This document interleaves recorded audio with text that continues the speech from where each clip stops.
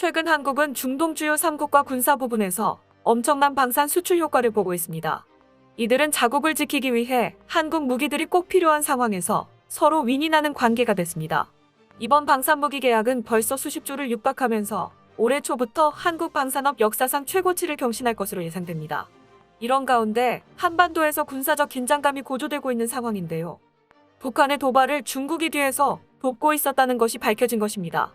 여기에 중국이 제니10 혹한 테스트 결과를 공개하면서 자국 군사력을 과시해 군사 위협이 날이 갈수록 심해지고 있습니다. 그런데 뜻밖의 중동 국가가 한국이 위험하면 당장이라도 달려가겠다고 해 눈길을 끌고 있으며 이것 때문에 일본과 중국이 난처한 상황인데 한번 자세하게 알아보겠습니다. 최근 한국 정부가 UAE와 사우디아라비아에 이어 이집트를 마지막으로 방문해 중동 3국에서의 일정을 마무리 지었습니다. 이 순방길에서 한국은 기반시설과 무기 수출에 대한 잭팟이 기대되고 있는데요. 특히 이집트는 아프리카의 한국이 되고 싶다고까지 말해 화제가 되고 있습니다. 이집트의 알시시 대통령은 이집트는 한국과 여러 분야에서 협력하는 게 필요하다면서 개도국에서 선진국으로 발전한 한국의 경험에서 많이 배우고 있다고 공동 언론 발표에서 롤모델을 한국으로 삼고 있다고 밝혔습니다. 또한 알시시 대통령은 이집트가 한국 대기업을 환영하며 특히 전기차에서의 협력을 중시하고 기술 분야, 정보통신, 조선, 자동차 교육 분야에서 협력을 요청한다며 수에즈 운하 개발 사업에서 한국 기업들의 참여를 적극 독려하고 있습니다. 이는 일본에게 큰 충격을 주고 있습니다. 전부터 일본은 이집트 수에즈 운하 주변 사업을 위해 많은 시간과 노력을 기울여 왔는데 그동안 공들여온 이집트 사업을 한국에게 빼앗겼기 때문인데요. 과거 일본 정부는 이집트에 막대한 자금을 투자해 두 번째 수에즈 운하 프로젝트와 관련된 주변 지역의 석유화학, 선박수리 등의 산업을 따내려고 시도했으며 새로운 공항도시 및 행정도시의 초안과 계획, 에너지 생산 관세 협약 등을 원하고 있었습니다. 일본은 이집트 수에즈 운하 프로젝트로 일본 상선들의 통행과 관련해서 이익을 얻으려고 했지만 작년 일본 선박이 수에즈 운하를 막아서면서 그 노력들이 모두 물거품이 됐습니다. 반면 한국의 선박은 엄청난 거구임에도 불구하고 아무 문제 없이 수에즈 운하를 통과해 수에즈 맥스를 경신하는 등 엄청난 기술력으로 이집트 정부의 마음을 사로잡았습니다. 특히 이번 순방에서 이집트는 K9 자주포 도입을 더욱 적극적으로 고려하게 되는데요. 알시시 대통령은 회담에 배석한 강은호 방위사업청장, 모하메드 모르시 방산물자부 장관과 함께 이집트의 K9 자주포 도입과 관련해 심도 있게 논의했다고 알렸습니다. 여기에 K9 자주포가 이집트군 전력 증강에 크게 기여한다는 점과 기술 협력 및 현지 생산을 통해 양국 간 상생 협력의 훌륭한 사례가 될 것이라는 점에서 생각을 같이 하며 최종 타결을 위해 계속 노력해 나가기로 했다고 수출 논의가 더욱 심도 있게 진행됐다는 사실을 밝혔습니다. 이로 인해 이번 중동 3국 순방에서 한국 방산 무기 판매가 수십조 규모로 이뤄질 가능성이 높은데요. 이번 중동 순방 중 가장 눈에 띄는 성과는 바로 UAE가 천궁이에 이어 T-50과 KF-21 구매에 관심을 보이고 있다는 점입니다. 과거 한국의 T-50과 이탈리아의 M346은 UAE 훈련기 사업에서 맞대결을 벌인 적이 있습니다. 무려 48기의 도입 사업으로 양쪽 다 총력을 기울였던 사업이었는데요. 2000년대 후반부터 시작된 UAE 훈련기 사업은 아쉽게도 M346의 승리로 끝났지만 7년이 흐른 지금까지 계약이 성사되지는 않고 있습니다. T-50이 M346에 밀린 이유는 T-50 기체 자체는 좋은 편이지만 워낙 하이 스펙이다 보니 가격이 비싸며 기술 이전 등 반대급부로 제시할 수 있는 것이 겨우 2억 달러 정도 받게 되지 않았고 반면 이탈리아는 20억 달러 정도의 기술 이전과 산업 투자 등을 제시한 것이 기본 이유였습니다. 하지만 UAE는 다시 협상이 재개되었으나 이탈리아의 경제 협력 약속들이 이행되기 힘들다는 이야기가 나왔고 두바이 에어쇼에 참가한 M346이 이탈리아로 귀환 중 바다로 추락하는 사건이 발생하였습니다. 이에 UAE는 M346에 대한 단일 협상 자격을 박탈했고 지금까지 UAE의 훈련기 사업은 흐지부지 되는가 싶었습니다. 그런데 카이가 작년에 있었던 두바이 에어쇼에서 UAE 훈련기 사업에 대한 영업을 다시 시작하면서 한국에게 유리한 방향으로 흘러가고 있는데요. UAE 국방특임 장관은 곧 한국을 찾아 카이를 방문할 것으로 전해졌는데 방문 목적이 UAE의 차세대 훈련기 도입 사업 때문일 것으로 예측됩니다. 전문가들은 UAE가 최근 훈련기 도입 사업을 재개한 것이 보유한 훈련기들의 노후화가 빠르게 진행되는 가운데 이에 관한 조속한 대응의 필요성을 느꼈기 때문이라고 분석하고 있습니다.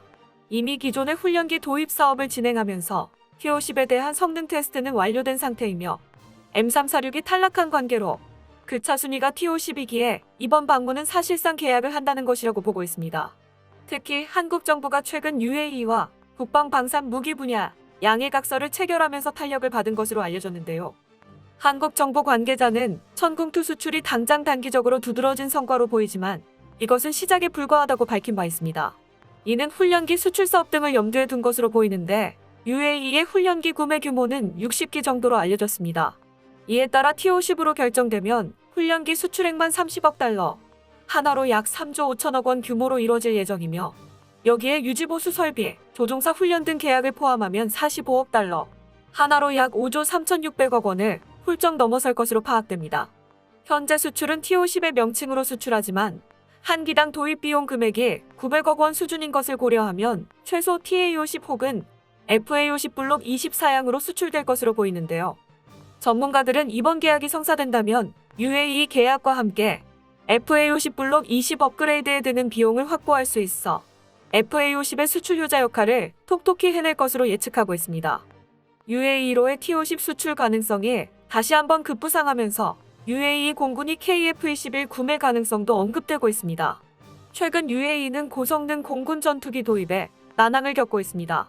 얼마 전 월스트리트 저널은 익명의 미국 관리를 인용해서 아랍에미리트 정부가 워싱턴에 F-35A 50기와 MQ-9B 리퍼 18기 등 100억 달러 규모의 정밀 탄약을 포함한 대규모 무기 도입 패키지 계약 협상에 철회를 담은 서한을 보냈다고 보도해 화제가 되고 있습니다.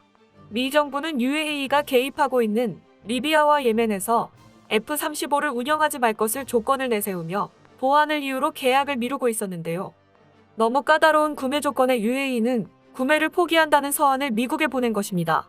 그러면서 UAE가 한국과 방산업 MOU를 체결하고 타이까지 방문한다는 점에서 전문가들은 UAE가 KF-21 도입을 적극적으로 고려하고 있다고 예상하고 있습니다. 특히 현대 국가 간 관계에서는 철저히 국익에 의해 움직이고 있지만 한국과 UAE는 그것을 넘어 형제애가 형성되고 있는 움직임을 보이고 있습니다. 그간 UAE의 행보를 보면 한국에 대해 얼마나 신뢰하고 있는지 알 수 있는데요. 과거 아덴만 여명작전 당시 UAE가 물심양면으로 도와준 일이 뒤늦게 밝혀지면서 UAE가 한국에게 호의적으로 대하고 있다는 증거가 되고 있습니다. 아덴만 여명작전 이후 3호 주얼리호를 납치했던 소말리아 해적들이 김해공항에 도착했습니다.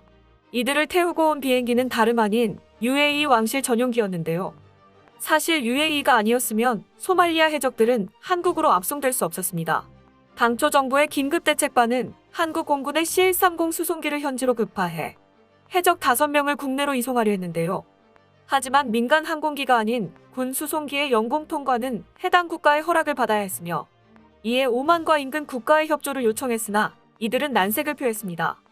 여기다 중간마다 급류를 위해 들릴 국가의 허락도 받아야 했고 이 때문에 많은 시일이 걸릴 게 뻔했는데요. 이대로라면 3호 주얼리호의 입항도 계속 늦어질 분위기였습니다. 이때 우리를 도와준 것은 UAE였습니다. UAE는 한국 정부가 해적 호송 문제로 어려움을 겪고 있다며 지원을 요청하자 흔쾌히 왕실 전용기는 물론 호송 요원 10명을 아무런 대가 없이 지원해줬는데요. 이로써 해적 처리와 3호 주얼리호 입항 문제는 고비를 넘길 수 있게 됐었습니다.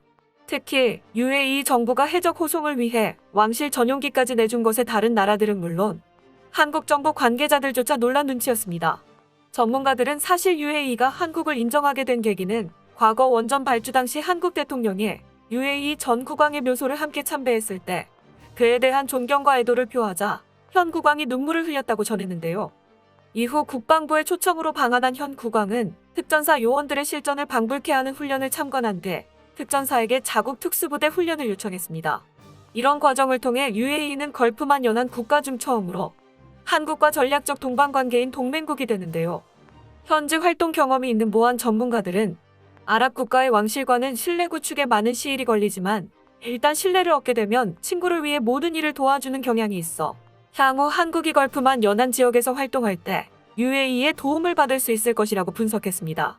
현재 한반도에서 북한과 중국의 도발이 계속되자 아크 부대로부터 훈련받은 UAE 특수부대는 한국이 위험에 닥치면 구하러 갈 것이라고 말하고 있다고 전해지는데요.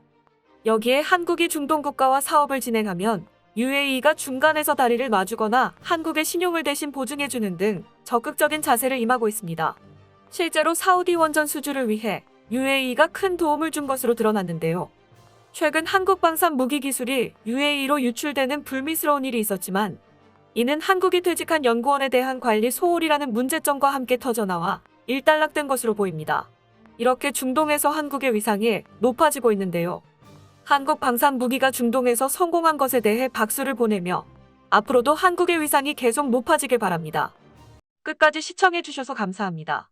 도움이 되셨다면 좋아요를, 다른 이야기도 궁금하시면 구독을 눌러주세요.